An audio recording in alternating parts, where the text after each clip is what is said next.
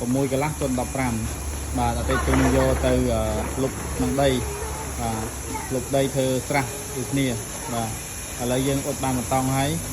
ទីទៀតយើងអ៊ុត1តង់ទៀតបាទអ៊ុត2តង់ចូលគ្នាបានពេញតម្រូវការរបស់អតិជនហ្នឹងហើយអូខេ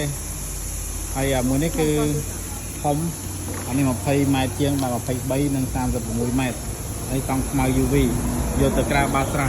សម្រាប់ស្តុកទឹកដាំទុរេនហ្នឹងហើយអានេះយើងវិចខ្ចប់រួចហើយបងប្អូនមើលការវិចខ្ចប់យើង3ជាន់4ជាន់មានកប់ទាំងកណាត់មានកប់ទាំង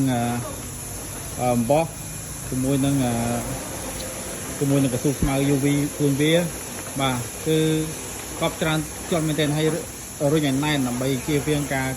កាត់តកិច្ចឲ្យងាយក្នុងការលហែកអញ្ចឹងណាបាទព្រោះយើងផ្ញើទៅផ្លូវឆ្ងាយ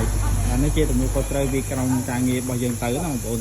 បាទអានេះគឺយើងវិចខ្ចប់ឲ្យអាចជួនអតិជនដែរបាទអតិជនខកចិត្តទេបងប្អូនបាទអូខេឥ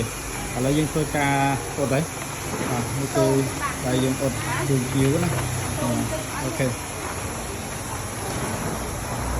ហើយខាងនេះគឺមុងកង្កែបមុងកណ្ដូប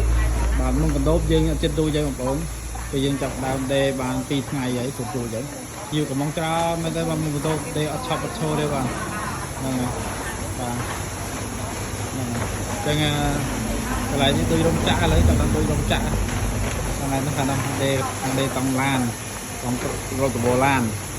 អានេះខាងដេមុងកណ្ដូបអានេះខាងអ៊ុតតែយើងមកមើលស្នេហ៍អ៊ុតទាំងអស់គ្នាបងប្អូនហើយយើងមើលសាច់អ៊ុតណាវាអញ្ចឹងណាម៉ាស៊ីននេះគឺវាបាញ់កម្ដៅវាលើមកហើយយើងអត់មានប្រើកាវប្រើអីបន្ថែមទេគឺវាជាប់មកតែម្ដង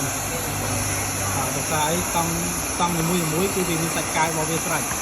នៅពេលដែលវាត្រូវកម្ដៅសំស្របតាមបរិមាណរបស់វាសាច់កាវរបស់វាបានចេញមកហើយក៏រលាយចូលគ្នាតែម្ដងបាទតែបើយើងគាត់តែត្រូវទេអត់មានចេះកទេអត់មានជួយត្រឹមត្រូវទេ